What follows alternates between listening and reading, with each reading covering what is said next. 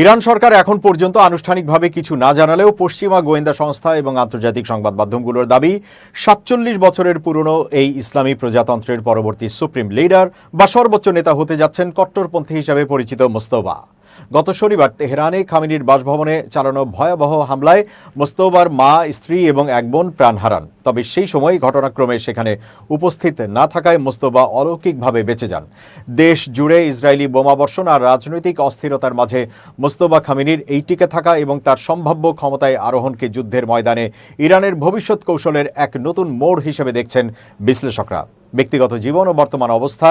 ৫৬ বছর বয়সী মোস্তফা খামেনি কখনো সরাসরি নির্বাচনে লড়েননি কিংবা জনমতের মুখোমুখি হননি। অথচ গত কয়েক দশক ধরে তিনি ইরানের শাসন ব্যবস্থার নিউক্লিয়াস বা ক্ষমতার কেন্দ্রে এক অতি প্রভাবশালী ব্যক্তিত্ব হিসেবে নিজেকে প্রতিষ্ঠিত করেছেন।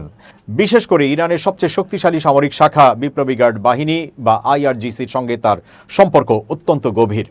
দীর্ঘ ৩৬ বছর ইরানের নিরঙ্কুশ ক্ষমতায় থাকা আয়াতুল্লাহ আলী খামেনি গত শনিবার নিহত হওয়ার পর তার শূন্যস্থানে মোস্তফার নাম আসা কেবল পারিবারিক উত্তরাধিকার নয়, বরং রাজনৈতিক কৌশলের অংশ।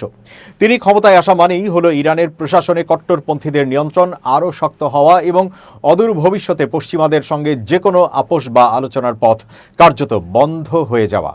বিস্ময়কর বিষয় হলো মোস্তফা খামেনি বরাবরই নিজেকে লোকচক্ষুর অন্তরালে রাখতে পছন্দ করেন। তিনি জনসমক্ষে কোনো বক্তৃতা বা ধর্মীয় ভাষণ দেন না। ক্ষমতার শীর্ষে থেকেও তার এই নীরবতা এতটাই রহস্যময় যে অনেক ইরানি আজও তার কণ্ঠস্বর শোনেনি।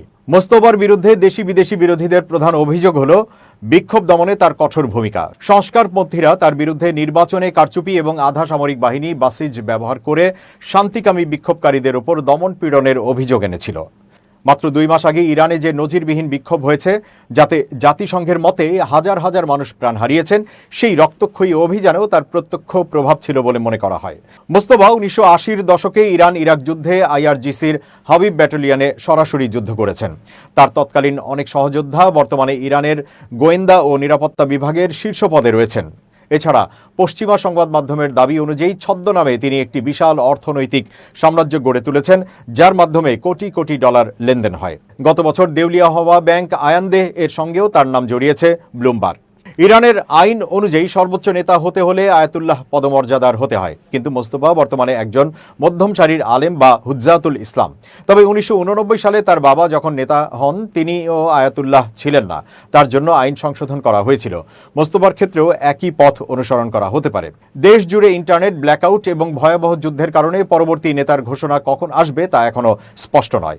বর্তমানে ৩ সদস্যের একটি অন্তর্বর্তীকালীন কাউন্সিল দেশ পরিচালনা করছে। তারা হলেন গার্ডিয়ান কাউন্সিলের সদস্য আলী রেজা আরাফি, বিচার বিভাগের প্রধান গোলাম হোসেন মোহসেনি এজেই এবং প্রেসিডেন্ট মাসুদ পেজেশকিয়ান। ইরানের সাংবিধানিক বিধান অনুযায়ী ওই ৩ সদস্য সহ ৮৮ সদস্যের অ্যাসেম্বলি অব এক্সপার্টস নতুন সর্বোচ্চ নেতার নাম ঘোষণা করবে। তবে গত ২৪ ঘন্টায় রাষ্ট্রীয় অন্যান্য গুরুত্বপূর্ণ দপ্তরের পাশাপাশি এই শক্তিশালী পর্ষদের কার্যালয়ে ভয়াবহ বোমা বর্ষণ করা হয়েছে, যা পুরো প্রক্রিয়াকে আরও জটিল করে তুলেছে।